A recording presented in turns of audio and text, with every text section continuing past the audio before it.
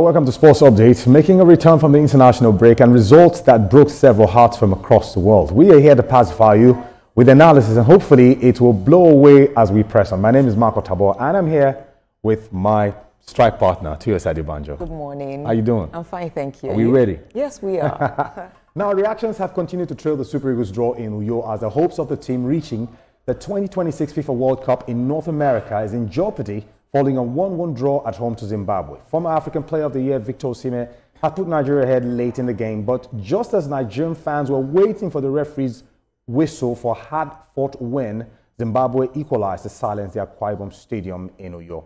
With South Africa beating Benin Republic 2-0 away and Rwanda recording a 1-1 draw against Lesotho, Nigeria remained rooted in the 4th position for the qualifiers with 4 matches left to play. Now, TVC, I know that it's been cross-section of reactions. Yeah. I am not happy, and I know you are also trying to keep yourself happy in a way, because that particular result shattered hearts across the world, especially Nigerians. And we thought that with the way the game was going, having scored late, we felt, okay, it was going to be a 1-0 win, and somehow defense slept for 1 minute and everything just collapsed. So you were saying something last week when we came on here talking about the Super Eagles. I mean, from some of the things you analyzed, did you still see some of those issues in the game that just concluded? And that was why we ended that game in a draw. But before I analyze this particular game, I would like for people to also know what is at stake here, and how this group stage is working, or how the qualification would be working for the African side. Now, we were supposed to have more teams in the World Cup. We used to have 32. Now we're going to have 48. And we're going to have more African teams too as well. In fact, we can have a 10th team going to the World Cup in 2026. Now, for 9 groups, all 9 group leaders would qualify straight to the tournament without any challenge or any playoff or anything. Straight to the tournament. While the best 4 runner-ups would now challenge each other or play the playoffs and then play intercontinental playoff. So you can see the route it's rigorous. Yes, it's rigorous. It's stressful.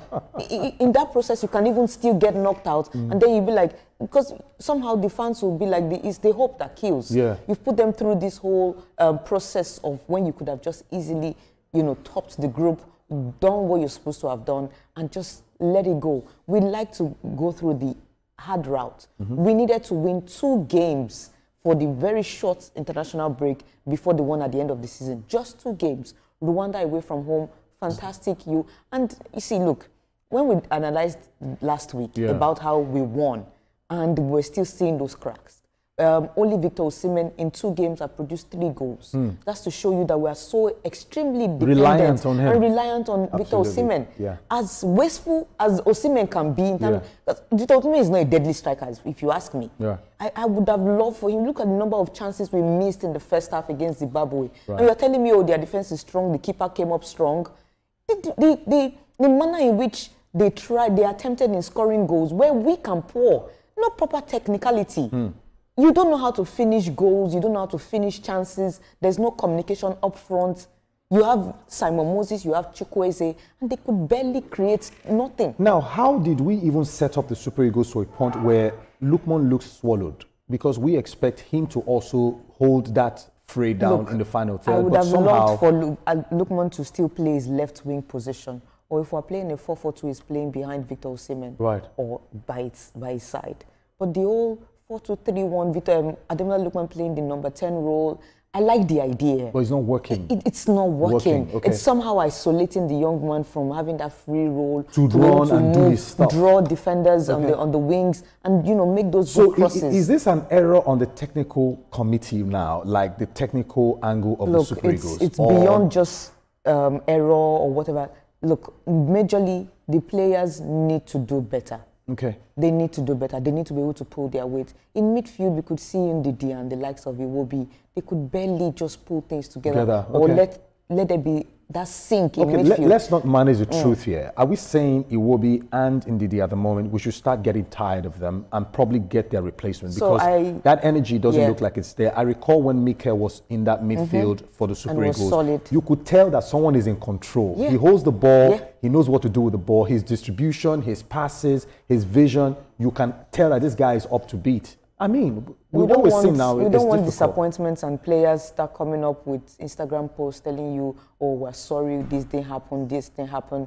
Put players that are willing to fight for this jersey. Okay. Go to the home base. I know every time we talk about this home base, they say, oh, we've seen them play at the Waffle B, at the this, at the that, the home-based tournaments, they don't do too well. What makes you think that would always be the trend? There's this Papa Daniel Mustafa from Niger Tornadoes, fantastic midfielder. Ishola Adelani from Ikorodu City. These are young stars that are doing well. That all you just need to do is do proper scouting, see them, bring them in. You think when they come into this national setup, they won't fight for this shirt? They will fight. You think they won't play their hearts out? But these guys, the Chukwueze, when you call them, the foreign-based players don't know what it takes to play for a country that want to qualify. For if they miss this one now back to back, for Victor Osimhen, the next one will be 32 or 34. For Ademola Lookman will probably be 34 years old. It's gone. It's gone. And that's it. This is the only time and they then have. You can see this time and their era, and all they could just offer you is just hope and nothing. All right.